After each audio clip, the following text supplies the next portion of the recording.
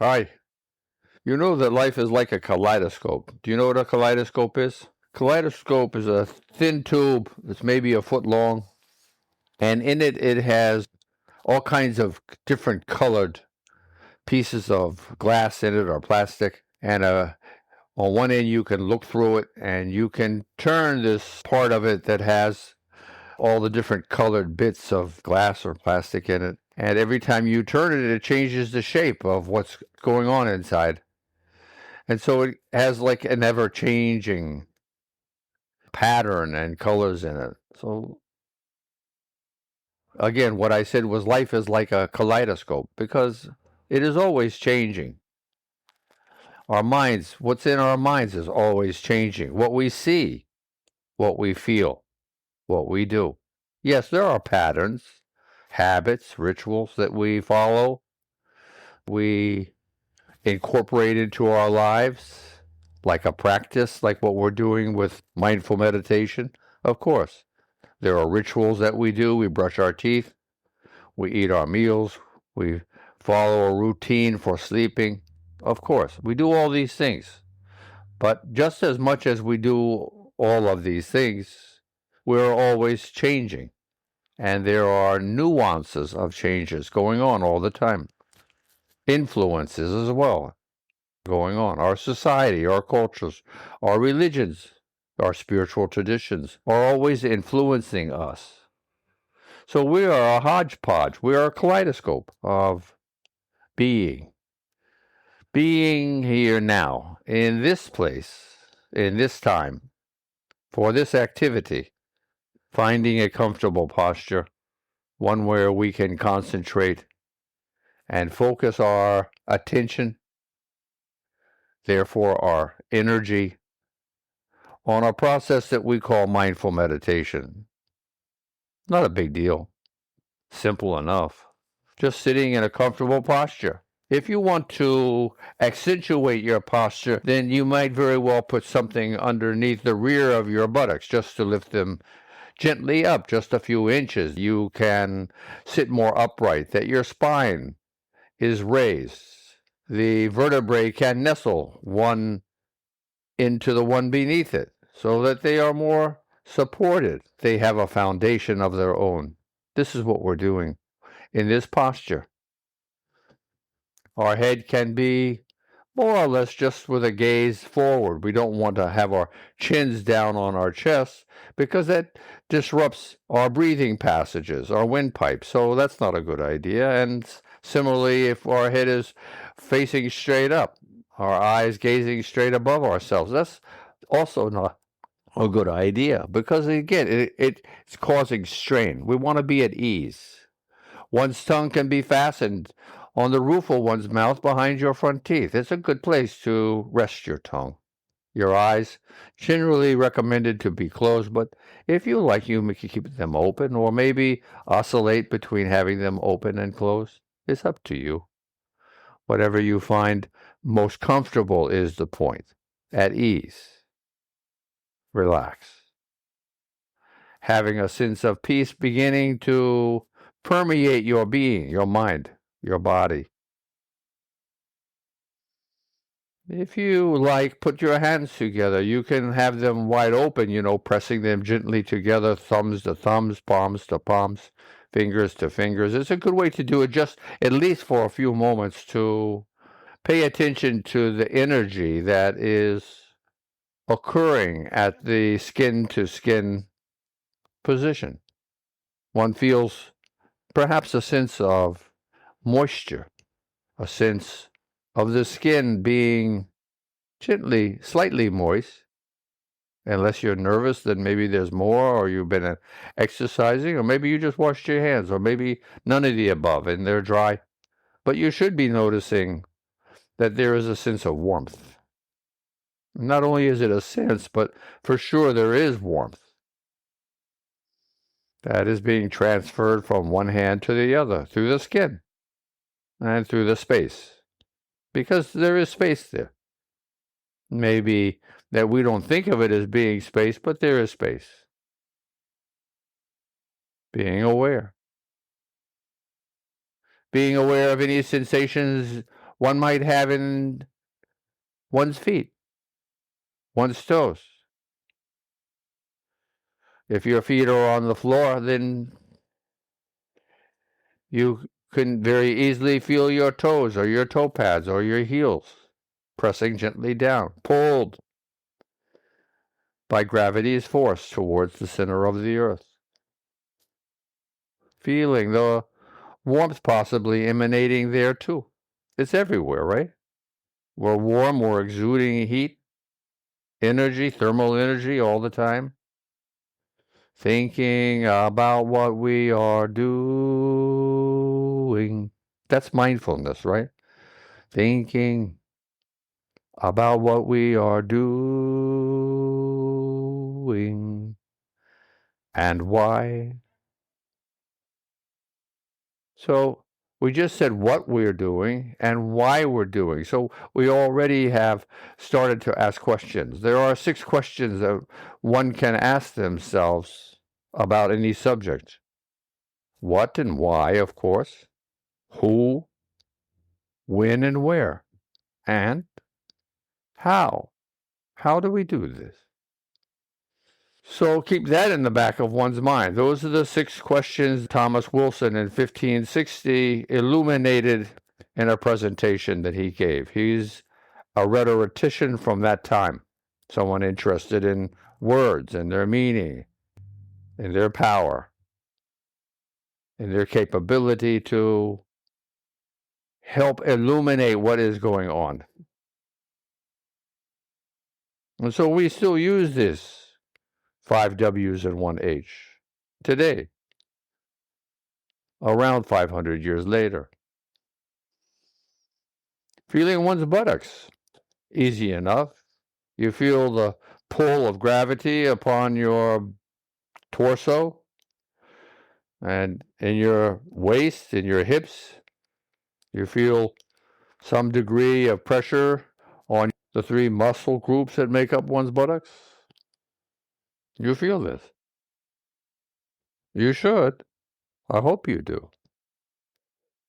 Being here now means being aware of what we're doing right now, be it thinking or be physically aware of what we're doing. And what does this mean, to be physically here now, mentally here now? It means that we're, just as it says, we're not thinking about the past. We're not thinking about the future. Simple enough. We're just listening to the words as they enter our eardrums and pass through our auditory nerves into our minds. And we are deciphering these words into meaning because they are just sound. But we have learned and grown accustomed to differentiating the different sounds, the syllables, the accents, the pauses, to be something called words. Kind of like the kaleidoscope we were talking about a while ago. Things are changing. The words change in one's mind. One's mind evolves through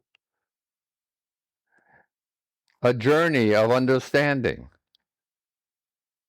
One's mind starts in its own multitasking way to not only decipher, but to add offshoots, paths into different directions because of what just been, in quotes, said. It can lead, it can foster new avenues of thought, and does all the time. Similarly with what we see, does the same thing. Sight and sound are very important of our senses and play a major role in whom we are in a moment and whom we are becoming in the next moment. Something to think about. What are you watching on your cell phone or your TV, your computer? What are you watching? Is it filled with violence? Then, in a sense, violence is what you will be. Is it filled with the awe and reverence of watching a natural history movie about the world and its beauty? Then you'll be filled with a sense of awe and reverence, astonishment at what's been created upon this planet. So you begin to understand the shape of why I say we are like a kaleidoscope. We're always changing. Or maybe it's a sad movie, a love story, or of someone having what we consider to be negative things occurring to them or those around them. And you are sad. Again, it is the same. We are cast into a predicament and we are following along and creating and following. But we can also be here now, acknowledging what we are seeing and acknowledging that we are in a space of our own. We need not accept what we are viewing or hearing, yet rather come to our own conclusions and rise above, like our lighthouse rises above the sea or the shore. Being aware of one's relationship to what's going on. You are an observer, a witness. Do you want to be ambivalent, non-biased towards what's occurring? You can be, or you can be affected. It is a choice one makes, or it is a choice that one can learn to make if you are so interested and motivated in one's changing being, environment.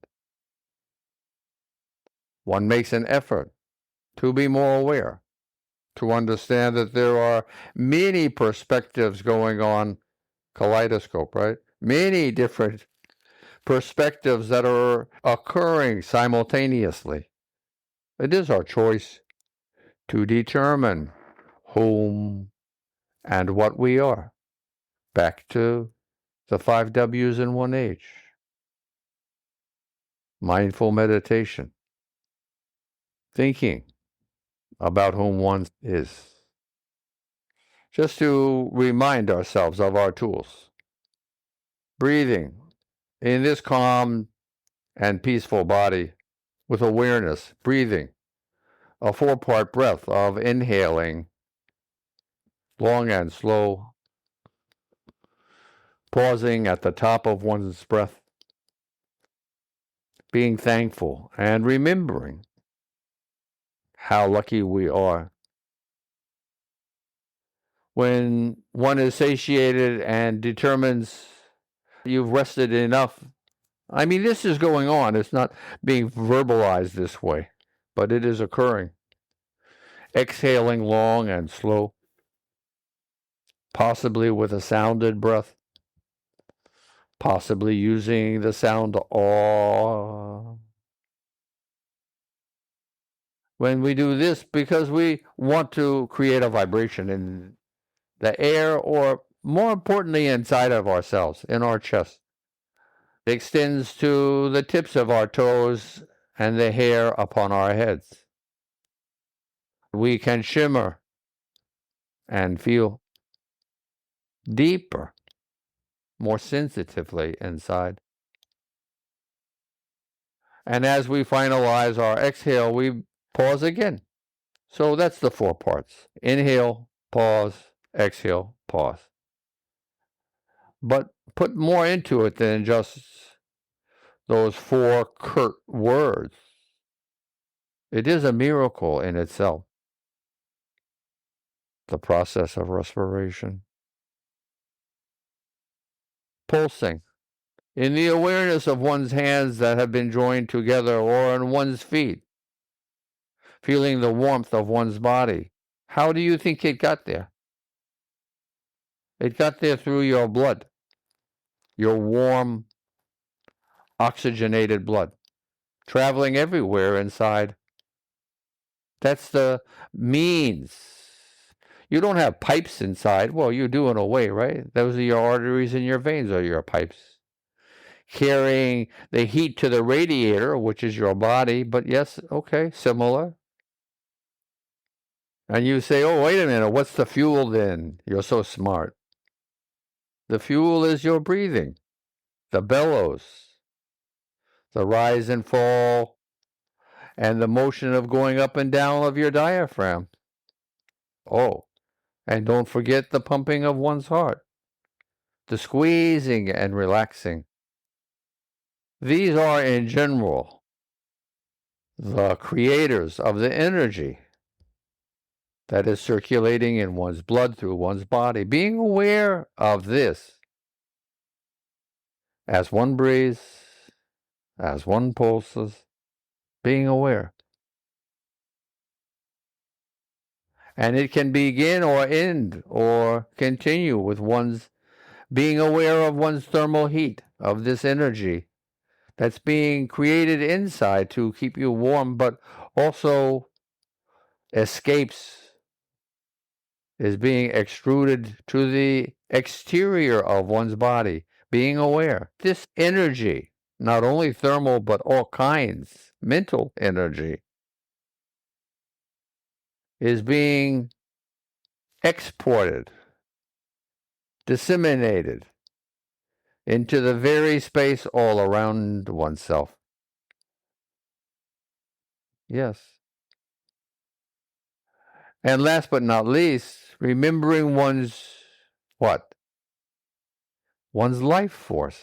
All of these different things. What do they represent? Your pulse, this process of circulation. Your breath, this process of respiration. This thermal energy. This shimmering majesty of your whole physical being.